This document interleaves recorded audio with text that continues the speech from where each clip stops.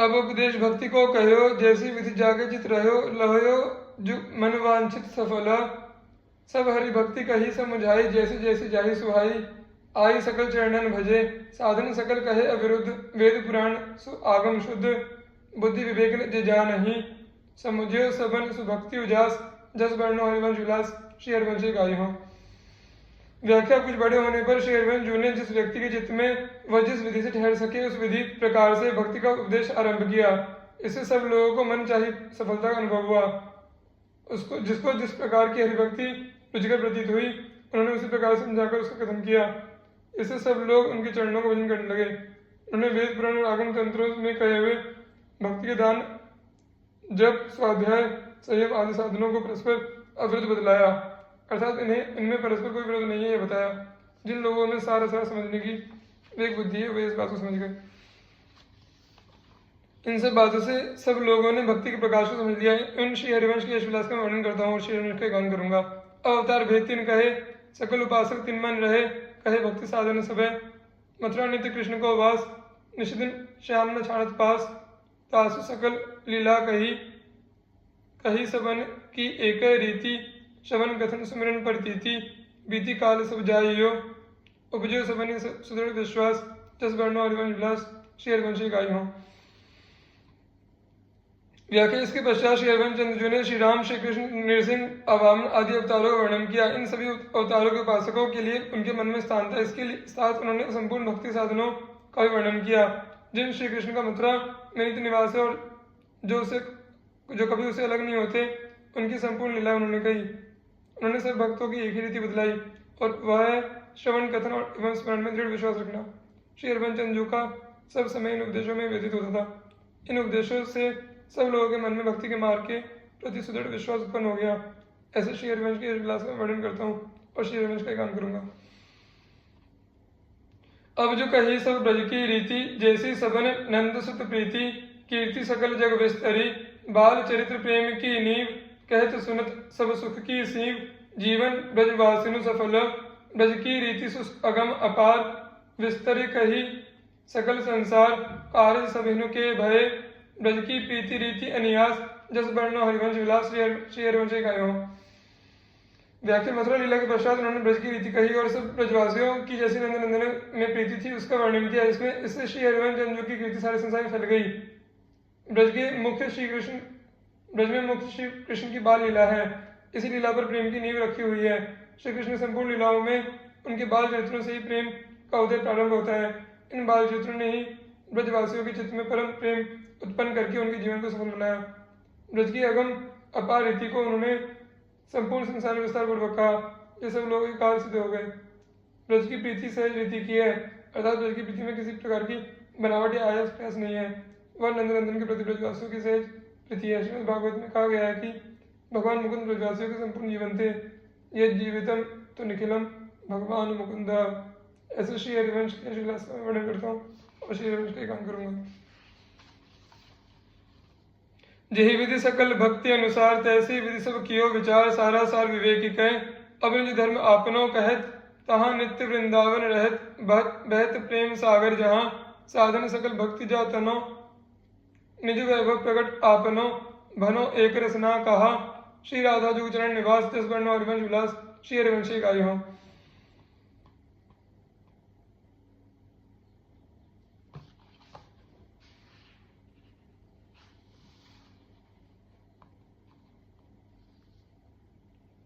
व्याख्या श्री हरिवंश चंद्रजू ने सार और असार का विवेक संपूर्ण रूप से भक्ति मार्ग के अनुकूल रहकर किया। सेवक जी कहते हैं कि मैं अब श्री हरिवंश चंद्रजू के उस विशेष सहज धर्म का वर्णन करता हूँ जिसकी स्थापना के लिए उनका प्राकट्य हुआ था। इस अपने निजी धर्म में उन्होंने प्रेम की उस भूमिका का परिचय दिया है जहाँ प्रेम का सागर नित्य बहता रहता है, अर्थात जहाँ का अगाध अपार प्रेम सदैव गतिशील किंवा लीलापरायण बना रहता है और उसमें नित्य नवीन लीला रूपी तरंगें उठती रहती है। प्रेम की अद्भुत भूमिका को उन्होंने नित्य वृंदावन बतलाया है। नित्य वृंदावन में प्रेम अपनी इस अद्भुत कोटि में सदा स्फुरित होता रहता है। श्री व्यास जी, ध्रुवदास जी आदि आरंभ के रसिक महानुभावों ने इसलिए श्रीधाचार्य द्वारा स्थापित रसविधि को वृंदावन से दिखाया। प्रेम की सद्भुत भूमिका तक किंवा नित्य वृंदावन तक पहुंचने का साधन संपूर्ण 9 प्रकार की भक्तियां हैं और इस साधना का फल अपने सहज वैभव किंवा आत्मा के वैभव का प्रकट होना है। मनुष्य के अंदर जो चैतन्य स्थित है उसमें प्रेम एवं सौंदर्य का अगाध सागर भरा हुआ है।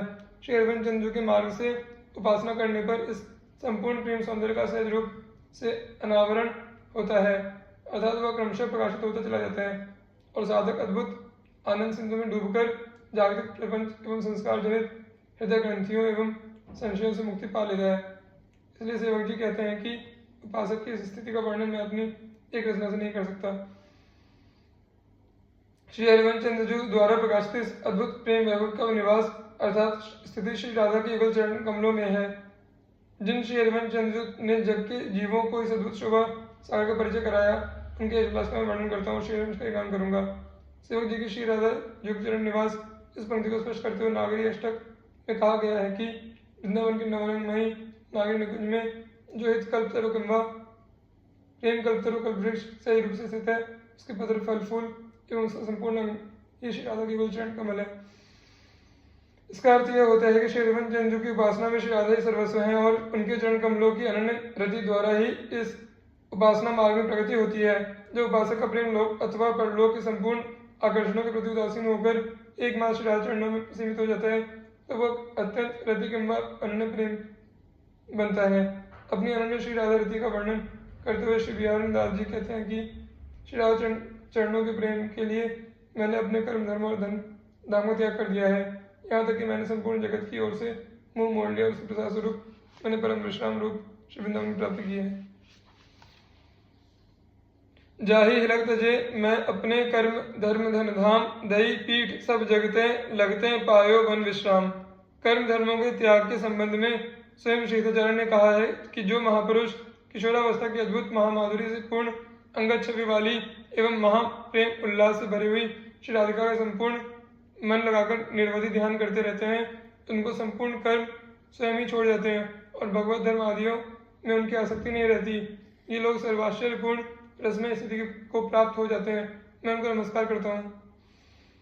कैशोराद्भुत माधुरी भरधुरी नांगच्छविं राधिकां प्रेमोल्लास भराधिकां निर्वधि ध्यायन्ति ये तद्धेह त्यक्ता कर्म विरात्मनैव भगवत धर्मेप्यहो निर्ममः सर्वाश्चर्य गतिम गता रसमयीं तेभ्यो महद्भ्यो नमः।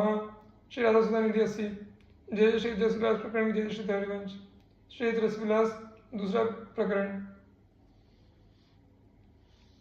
श्री हरिवंश नित्य वर केली बाढ़त सरस प्रेम रस बेली मेली कंठ कुछ मेल ही बंतन गण मन अधिक सिरात निरखी निरखी लोचन नागात गाद गौर सावल बने जूत जूत जूतिन के घने मध्य किशोर किशोरी बने गने कवन रति अति बढ़ी नित नित लीला नित नित रास सुनो रसिक हरिवंश विलास। श्री हरिवंश गायो।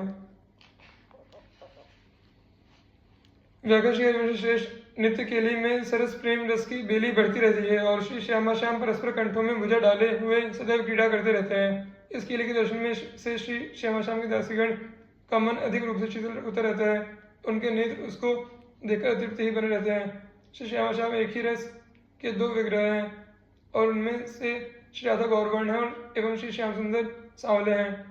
इस केली में युवतियों सखियों के अनंत युद्धों के मध्य में नित्य किशोर और नित्य किशोरी श्री श्यामा श्याम सुशोभित रहते हैं। इन दोनों की परस्पर रति इतनी बढ़ी हुई है कि उसकी गणना नहीं की जा सकती है।